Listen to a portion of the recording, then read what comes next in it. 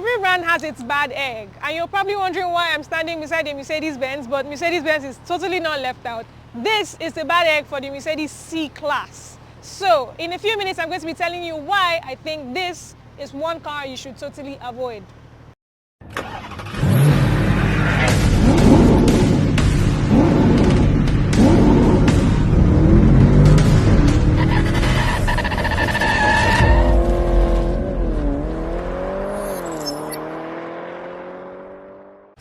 Today's episode of Car Reviews with Ride With Me, of course, we have our star guest here who is definitely not going to be in the video with us. Anyway, this is the Mercedes-Benz 4th generation of the C-Class, the W205 generation, and this was launched in the year 2014.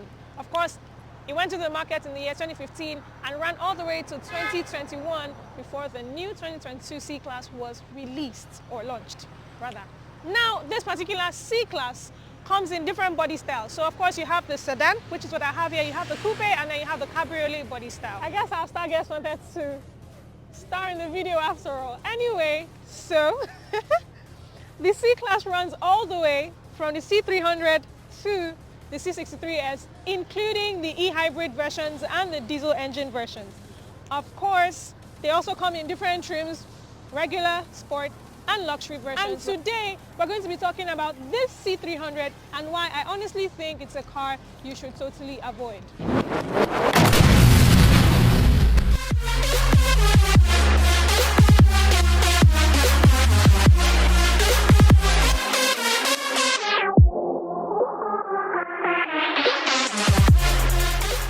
Just like I said earlier, this is the 2016 C300 of the 4th generation of the C-Class, the W205.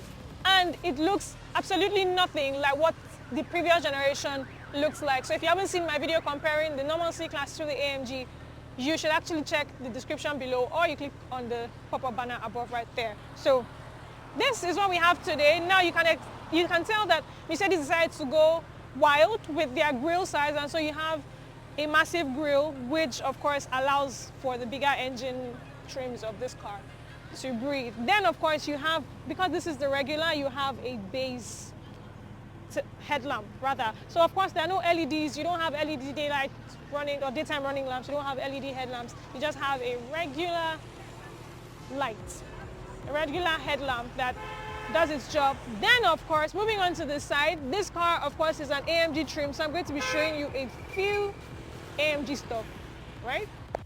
So you have an AMG rim that is 19 inches on this tire. Then in the rear, after you take in all of the goodness and sexiness of this booty, this Mercedes comes with dual exhaust tips right there. Then AMG bumpers right here, you can tell from these vents. And then when it comes to the tail lights, we do not have LEDs.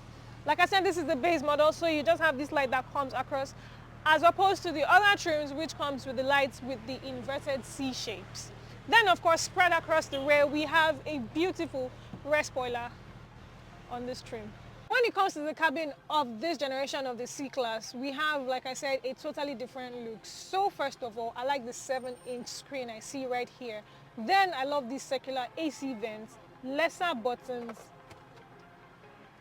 cup holders. Of course, you have a 12-volt socket right here, and this car is keyless. So in as much as we have the usual Mercedes-Benz key fob, it's keyless. When it comes to this part of the car, here you have, of course, the infotainment controls. So you have this toggle which allows you to move left or right, switch among settings, because of course it is not a touchscreen screen. Then you have this which allows you to change volumes. Then you have this which allows you to change your driving modes. Okay? Then of course you have extra storage right here, which is just as beautiful. But when it comes to seating comfort, of course it is Mercedes and they do not lack in that segment. This interior, first of all, was built with very high quality materials, as opposed to the previous generation where people complain that, for example, the plastic on the dash melted. No, this is all leather. All leather, soft to touch and easy on you, on the hand. So we have right here bucket seats that are perforated, and so they are heated but not ventilated. And you can control them, change your seating settings right here on the door. It also comes with memory seating, or memory settings rather. Then when it comes to this, AMG trim, so I have a D-shaped steering wheel right here that is really light.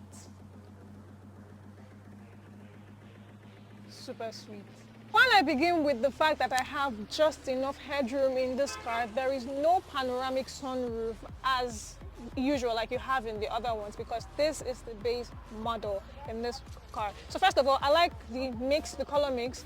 The exterior color and the dark trim in the interior is absolutely beautiful. Then the rear seating. Now, like I said, this is the baby of the Mercedes sedans this generation, because there was no A-Class, and so it is a compact sedan. However, it is longer than the previous generation of the C-Class. So, legroom. Now, I have just about enough legroom, and the driver, who was me, that was sitting here, had the seat moved back a little. Yet, I still have this. So, it might not be as comfortable, but it's not crampy as it was in the previous generation. So, of course, still perforated seats. Then, of course, you have cup holders right here at the back. Now, when it comes to the infotainment system, like I said, the audio system of this car, because this is the base model, you do not have the regular Burmester speakers, rather you have the base speakers from Mercedes. This car comes with driver assistant features, which include an e-parking brake. Of course, you also have parking sensors right here. Then, of course, the trunk. Is this trunk as spacious? This is a C-Class, it's a compact sedan, but I mean, if I can fit in like this, let's see. Let me get out so you see for yourself, right? Right. Ah! Okay, so this is what we have for the trunk. If you just come closer so you see it, we have all of this. So it stretches all the way inside, but you also get extra storage right here. This is an advantage. The disadvantage, however, is that this car doesn't come with spare tires, so you have to buy run flats when you purchase this car. This car is powered by a 2.0 litre twin-turbocharged inline 4-cylinder mated to a 7-speed automatic transmission. Of course, this car puts out 241 horsepower and 273 pound-feet of torque. And this car runs either as a rear-wheel drive or 4MATIC, which is Mercedes-Benz's term for all-wheel drive. Now, to the reason I said you should completely avoid this car. Every Mercedes from 2015 and upwards that bears the 300 badge is an outlaw of the Mercedes-Benz brand, and that includes this car. It also includes the E300. It also includes the GLC 300 and the rest of them that bear the CB300 badge rather. So reason, it bears the engine with the code M274, which is the same 2-litre twin-turbocharged inline 4-cylinder. Now this engine, as it ages, comes with certain problems. The first and the most ultimate being environment. So this is Nigeria for one, and then you have this car. Now in Nigeria we have bad fuel. Our fuel has lower octane levels than recommended. Okay, so that already messes a whole lot of things up, and it leads to one thing we call the low speed pre-ignition problem. I'm going to explain that in a bit. So you know, the engine is made up of different components, right? You have the pistons, you have the gaskets, and you have a lot of them. Now, so to just put it down in layman terms, if you push this car, especially when you're shouting, Benz na spirit. Eh? If you go from the C300 of the previous generation to this, it doesn't come with the same amount of power, it doesn't bear the same engine. That's the first thing you need to know. So that comes with a naturally aspirated V6, and this is a turbo 4. Mercedes-Benz did that because they are trying to reduce carbon emission. All right, so this car doesn't push as much as that one. And so you notice that it has a very torquey push when you try to drive from, say, gear 1 to gear 2. It appears to be very fast. What you're doing to the engine is you are building very high pressure. Yeah, and that kind of pressure can actually crack the pistons, and that would lead to various problems, including an engine knock. This engine is also known to have leaks around, and this generation of the C-Class is known to be not as strong and agile as the previous generation, and so if you take this car to places where the roads are not the most conducive, you're going to be hearing a lot of quackam, quackam, quackam, because your suspension is going to be singing songs to you. Yet another reason why I think you should stay away from this car, as opposed to the previous generation, this car comes with an electric steering pump.